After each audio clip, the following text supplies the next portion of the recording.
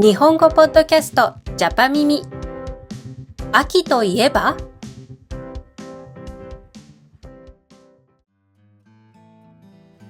皆さんこんにちは。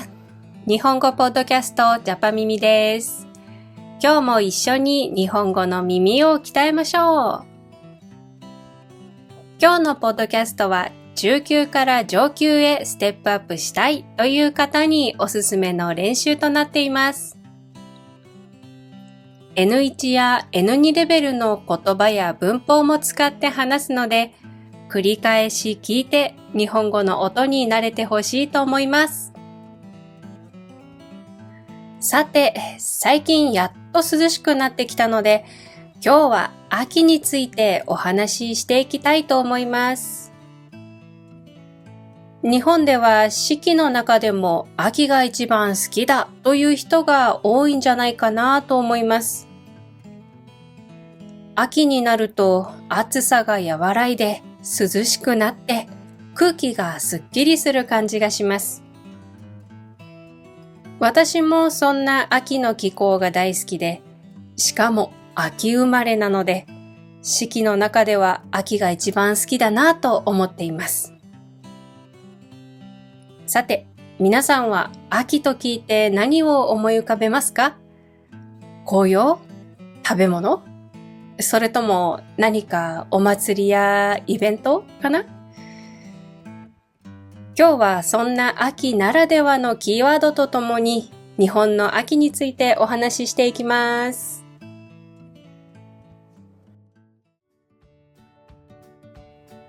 まずは読書の秋。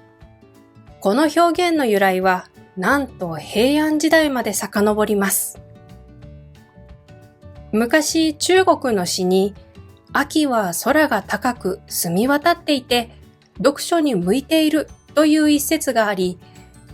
夏の暑さが過ぎ去って涼しくなると読書にも集中しやすいということで、それが日本にも伝わって秋は読書にふさわしい季節と言われるようになったそうです。私は季節に関わらず読書が好きですが、確かに少し肌寒くなって空気が澄んでいる時に、カフェやテラスでホットコーヒーを飲みながら本を読む時間っていうのもいいですよね。ちなみに皆さんはどんな環境で読書をするのが好きですか？私は自宅のソファーやベッドでくつろぎながら読むのも好きですし、カフェやテラスなどで読むのも好きです。他の国ではどうか詳しくわかりませんが、日本では結構カフェが併設している本屋が増えているような気がします。他にも図書館のように本棚が並んでいるカフェやホテルなんかもあるそうです。飲み物と本が一緒に楽しめる空間づくりが流行っているようですね。秋になると温かい飲み物がより一層美味しくなると思うので、お気に入りの飲み物と本を手に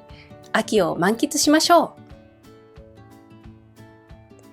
続いては食欲の秋。夏の暑さにやられて夏バテになると、食欲が失せて何も受け付けないという人も多いんですが、夏の暑さが落ち着いて秋になると食欲が増すということから食欲の秋と言われています。秋は旬の食材がたくさんあります。サンマ、さつまいも、栗、きのこ、ぶどう、梨。まさに味覚の宝箱です。私は早速今週焼き芋を食べました。今回はスーパーで買ったさつまいもをトースターで焼いて食べたんですが、昔は石焼き芋っていう音楽とともにトラックで焼き芋を売りに来ていたんですよね。あの歌声を聞くたびに秋になったな、冷えてきたなと感じていました。最近はスーパーやコンビニでも気軽に焼き芋が買えますが、やっぱり外で食べる焼き芋は格別ではないでしょうか。でも私の母に言わせれば、焼き芋より大学芋やスイートポテトの方が美味しいらしいです。確かにこのようなスイーツも美味しいんですが、ちょっと甘すぎるというか、焼き芋の方がさつまいも本来の味が楽しめていいんじゃないかなと私は思っています。まあとにかく肌寒い時に食べるほかほかの食べ物って最高ですよね。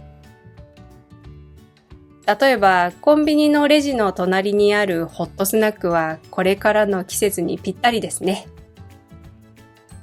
唐揚げ、フライドチキン、フランクフルト、焼き鳥、アメリカンドッグ、肉まんなどなど。よだれが出てきますね。そろそろ次の話題に行きましょう。続いてはスポーツの秋。秋は体を動かすのにぴったりの気候なので、スポーツの秋とも呼ばれています。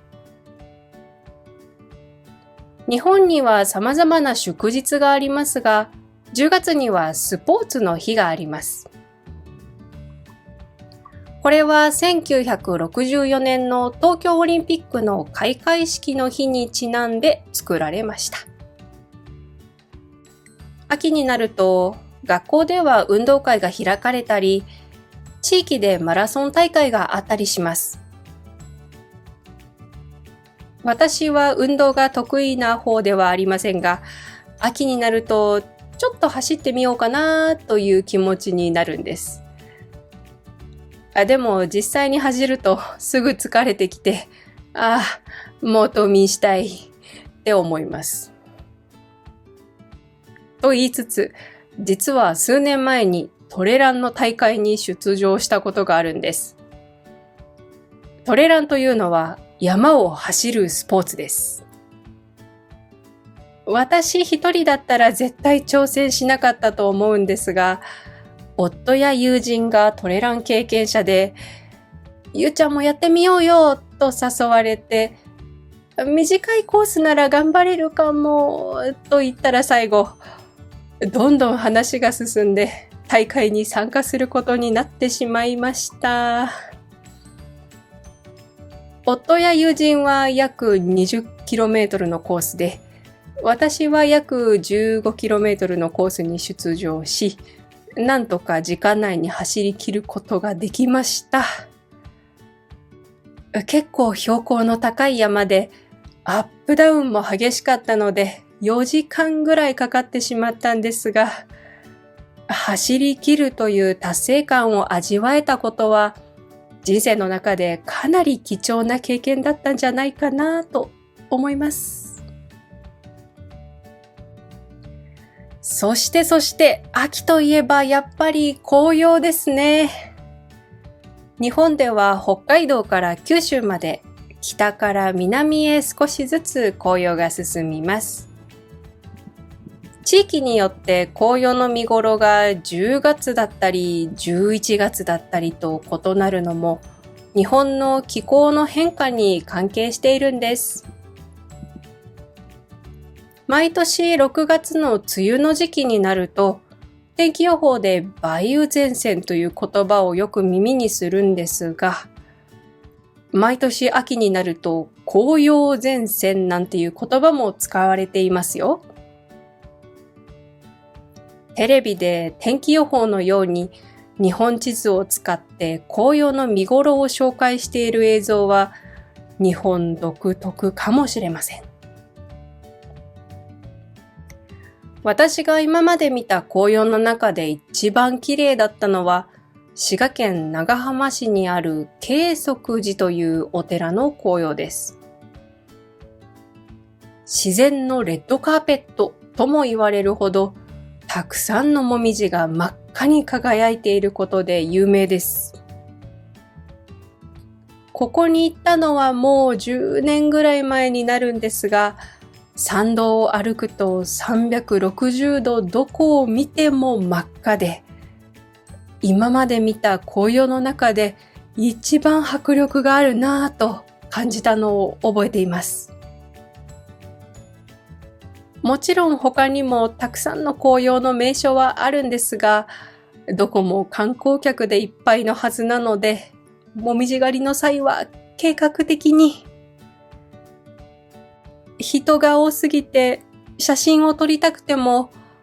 紅葉よりも人の頭の方が多いんじゃないかと思うほど。とはいえ、やっぱり日本の秋ならではの紅葉の景色は一度は見ておきたいものだと思います。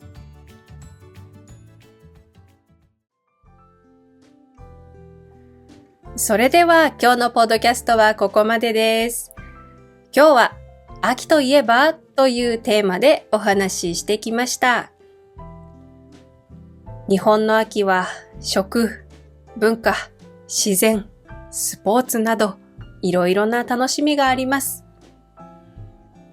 季節の変わり目には気持ちまで新しくなるような感じがしますよね。皆さんは秋といえば何が思い浮かびますか？ぜひ日本の四季を体験して自分なりの秋の楽しみを見つけてみてね。